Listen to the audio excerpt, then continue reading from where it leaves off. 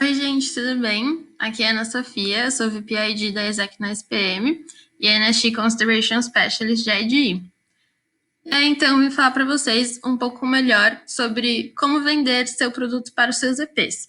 Então, como vender as nossas oportunidades, os nossos séries, as nossas cidades, as nossas vagas, tudo que precisa ser vendido. Então, vamos começar falando principalmente sobre o discurso de vendas, ou seja, como abordar os nossos EPs. Então, eu separei aqui 3 tópicos muito importantes no momento da abordagem e todo o contato que a gente tem com o EP durante esse processo. Então, primeira coisa, você tem em mente, tempo de abordagem. Isso é muito, muito, muito importante, porque, como a gente falou no vídeo sobre consideration, a gente tem que ter um process time o mais curto possível. E aí, ter um tempo de abordagem curto faz garantir com que a gente tenha um process time menor. E assim a gente consegue manter o nosso EP interessado e conseguir trabalhar em cima disso. Outro ponto muito importante para fazer desde a parte da primeira abordagem, do primeiro contato com o EP, é sempre deixar tudo muito claro. Então, no momento da abordagem, assim, se apresenta e aí fala: olha, tudo bem, eu sou essa pessoa, vou fazer o seu processo aqui para essa vaga. Eu queria saber o que você já entende do produto, se você tem alguma dúvida e se você já sabe quais são os next steps. A pessoa provavelmente não vai ter tudo muito claro, então esse é o momento que a gente tem para explicar tudo que a gente queira explicar para a pessoa. Então, fazer todos os alinhamentos sobre o processo, sobre a vaga em que ela se aplicou, sobre a startup, sobre a entrevista, sobre tudo. E deixar muito claro o que a gente precisa que seja feito em cada momento. Então, se a gente precisa que, até amanhã você precisa marcar a entrevista comigo e deixar bem claro, olha, eu posso amanhã das 3 às 4 ou então das 7 às 8. E aí é isso. Então, limitar as possibilidades para conseguir ter uma resposta mais assertiva. E aí, manter essa postura durante o resto do processo inteiro. E aí, muito importante ter uma conexão com o EP, tentar criar esse laço. Por que isso é importante? Porque isso vai garantir que o EP goste de você. Se ele gosta de você, ele vai te responder mais rápido e ele vai estar interessado. Mas, como você consegue criar essa conexão com o EP? Normalmente, eu tento, assim, conhecer um pouco mais sobre a rotina da pessoa, sobre o que ela gosta, sobre o que ela não gosta, sobre o que ela tá fazendo ou não. Então, assim, já no momento da abordagem, eu pergunto, o que você tá fazendo? Como que é a sua vida? Pra, tipo, ir criando pontos que eu posso puxar no futuro. Então, aí eu já vou ter essas informações e no dia seguinte eu vou falar, oi, tudo bem? Lembro que você tinha me falado ontem que você estava estudando para uma prova. Como você foi? Deu tudo certo?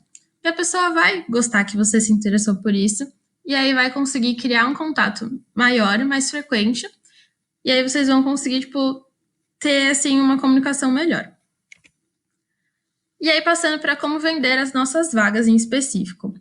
Então, também separei aqui 3 pontinhos. Primeiro, é muito, muito, muito, muito importante que as nossas vagas estejam alinhadas com o nosso IR. Ou seja, as nossas vagas têm que fazer sentido para as nossas cooperações e para os nossos principais supplies. Porque não adianta, por exemplo, a gente nunca ter trabalhado na nossa história com nenhum EP que vem fazer projetos de recursos humanos e a gente decidir que é uma boa ideia abrir 10 vagas de recursos humanos, porque elas não vão casar.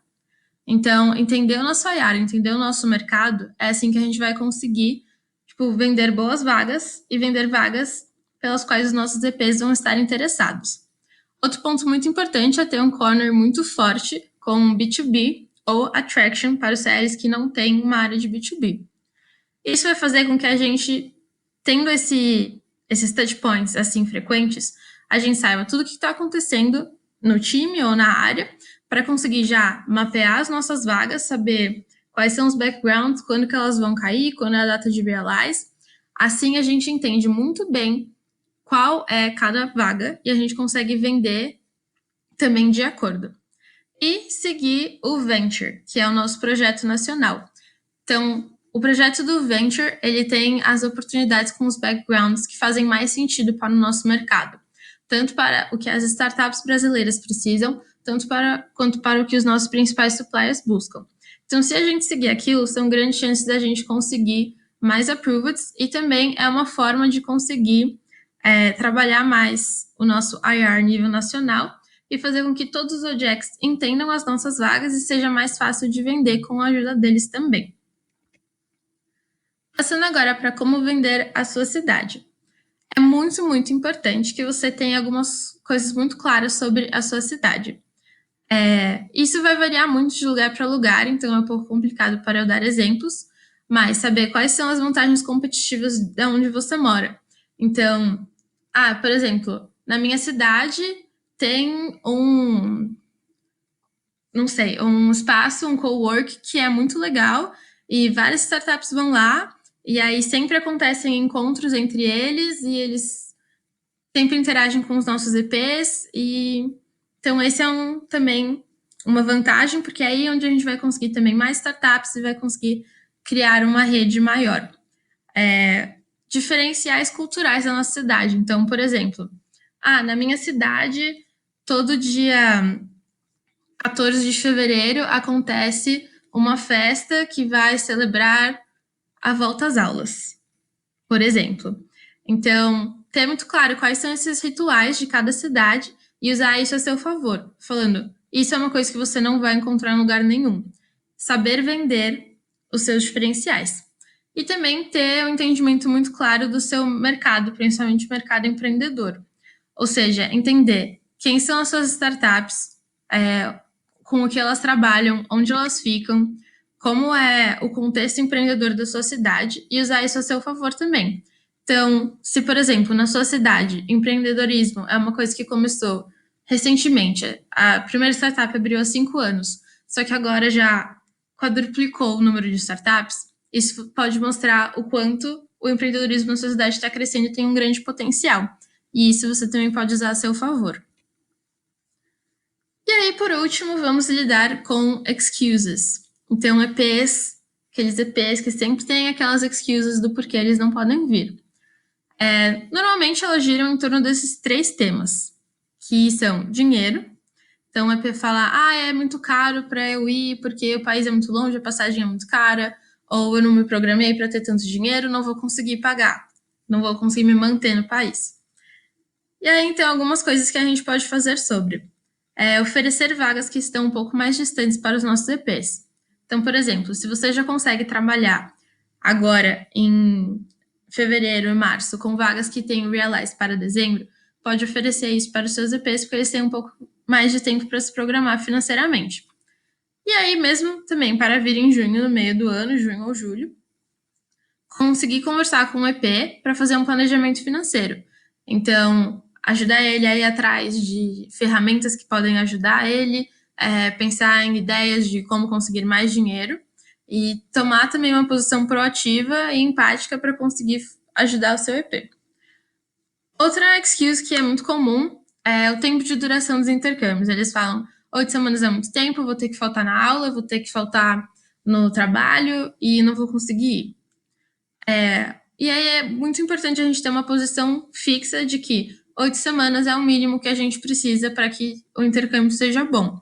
Então, se você ficar menos, você não vai conseguir se desenvolver tudo que você tinha que se desenvolver e vai ser um tempo muito curto, você não vai conseguir criar laços com a sua startup, você não vai conseguir desenvolver um projeto da melhor maneira possível. E também, a gente sempre pode oferecer certificados ou assinar papéis de faculdade falando que os EPs sim estão fazendo um projeto com a gente, então eles têm um motivo para não estar indo na aula ou não estar indo no trabalho. E muitas vezes isso consegue ajudar e eles conseguem ter esse tempo para estar aqui. E aí também, muitos EPs já vêm com um mindset sobre as nossas cidades, sobre o nosso país, sobre alguma startup em específico. E aí isso varia muito de lugar para lugar, mas eu, por exemplo, eu tinha muitos EPs que falavam, não, eu não quero ir para o Brasil porque é um país muito perigoso. E então eu me apliquei porque eu gostei da oportunidade, só que eu estou em dúvida por causa do país, estou pensando em me aplicar também para Argentina, por exemplo. Então é a gente saber vender quais são as nossas vantagens e mostrar que às vezes essas excuses não são o fim do mundo e que sim a gente pode contornar elas. Então é isso, gente. Muito obrigada. Essa sou eu, estão os meus contatos disponíveis. Qualquer coisa podem falar comigo. Obrigada, beijos.